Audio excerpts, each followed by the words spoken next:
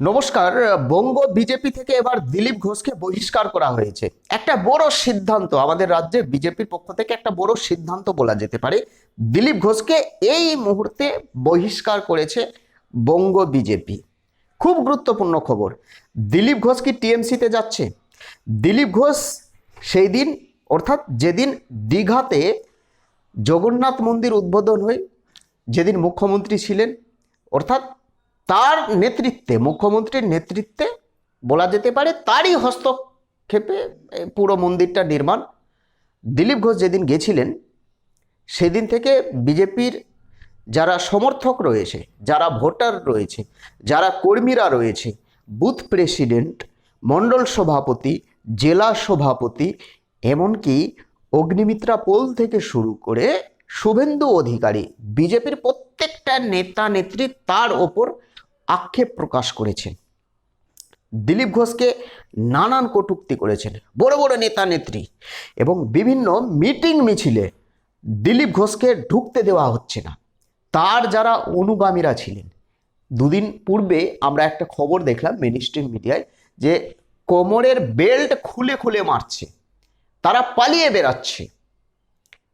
নানান ঘটনা, অর্থাৎ রাজ্যের বিজেপি সমর্থক যে সমস্ত কর্মী রয়েছে, যারা ভোটার রয়েছে, তারা কিন্তু এই মুহূর্তে দিলীপ ঘোষকে বহিষ্কার করেছে।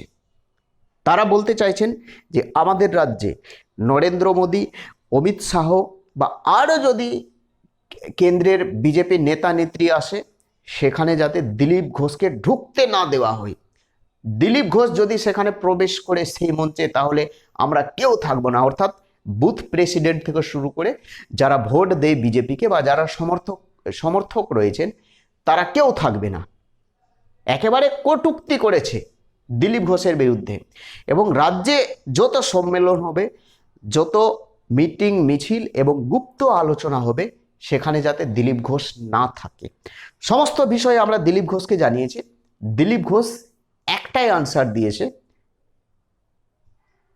অযোধ্যাতে রাম মন্দির নির্মাণ হয়েছে, সেখানে কংগ্রেসের কিছু কিছু নেতা গেছে, সিপিএমের কিছু কিছু নেতা গেছে, আম আদমি পার্টির কিছু কিছু নেতা গেছে, সমাজবাদী পার্টি, বহুজন সমাজবাদী পার্টির কিছু কিছু নেতা গেছে, আরও যারা ও বিজেপির বড় বড় নেতা নেত্রী রয়েছে, খেলোয়াড় রয়েছে এবং কংগ্রেস সাপোর্টার, সিপিএম সাপোর্টার, তারাও গেছে।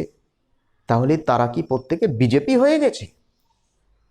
যেখানে পুরীতে নতুন জগন্নাথ মন্দির উদ্বোধন হচ্ছে, বলা যেতে পারে মুখ্যমন্ত্রীর নেতৃত্বে, তারই হস্তক্ষেপে জগন্নাথ মন্দির নির্মাণ হয়েছে। সেখানে তো ভগবানকে নির্মাণ করা হয়েছে, যেখানে উদ্বোধন হচ্ছে সেখানে ভগবানের পূজা হচ্ছে, হিন্দুদের আস্থা। সেখানে গেলে কি আমি টিএমসি হয়ে গেলাম? তাহলে রাম মন্দির উদ্বোধনের দিন যে সমস্ত ও বিজেপির নেতা নেত্রী গেছিলেন, তারা কি সবাই কংগ্রেস হয়ে গেছে? আরেকটা কথা তিনি বলেছেন যে বিজেপির কর্মীরা, বিজেপির নেতা নেত্রী কে কি ভাবছে আমি জানি না, আমি নিজের কাজ চালিয়ে যাব। এবং তিনি আরেকটি গুরুত্বপূর্ণ মন্তব্য করেছেন, অর্থাৎ দিলীপ ঘোষ, যে আমি কোনো দিনই তৃণমূল কংগ্রেসে যাব না। প্রয়োজন পড়লে আমি চুপচাপ থাকব, বাড়িতে বসে থাকব, কিন্তু তৃণমূল কংগ্রেসে যাব না। এবং বিজেপির যে সমস্ত সমর্থক নেতা নেত্রী দিলীপ ঘোষের বিরুদ্ধে স্লোগান তুলছেন, দিলীপ ঘোষকে কটাক্ষ করছেন, তাদের উদ্দেশ্যে তিনি বলেছেন যে মহাকুম্ভে তৃণমূল কংগ্রেসের অনেক এমএলএ, অনেক এমপি, অনেক সমর্থক, কংগ্রেসের অনেক এমএলএ, অনেক এমপি, বহু সমর্থক মহাকুম্ভে স্নান করেছেন। আয়োজক কে ছিলেন? বিজেপি সরকার, বলা যেতে পারে অলিখিতভাবে বিজেপি সরকার। যোগী আদিত্যনাথ ইউপিতে যেটা মহাকুম্ভ হয়েছে, মহাকুম্ভ মেলা, অনেকে স্নান করেছে। তাহলে সবাই কি বিজেপি হয়ে গেছে? নানান যুক্তি তিনি দেখিয়েছেন এবং বঙ্গ বিজেপির যে সমস্ত সাপোর্টার, ভোটার, কর্মী, নেতা নেত্রী রয়েছে, এই মুহূর্তে দিলীপ ঘোষকে বহিষ্কার করেছে।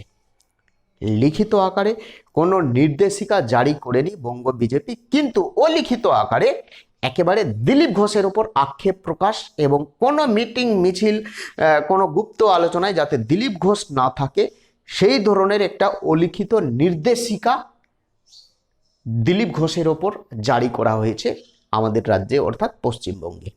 এই হচ্ছে দিলীপ ঘোষ বনাম তৃণমূল কংগ্রেস বনাম মুখ্যমন্ত্রী বনাম বঙ্গ বিজেপি। আপনারা কমেন্ট করে জানাবেন তো যে দিলীপ ঘোষ যেদিন দীঘার জগন্নাথ মন্দির উদ্বোধনে গেছিলেন সেখানে যাওয়াটা তার কি উচিত হয়েছে? আপনারা কমেন্ট করে জানাবেন। নতুন হয়ে থাকলে চ্যানেলটিকে সাবস্ক্রাইব করে দেবেন। প্রত্যেকে ভালো থাকবেন, সুস্থ থাকবেন। জয় হিন্দ।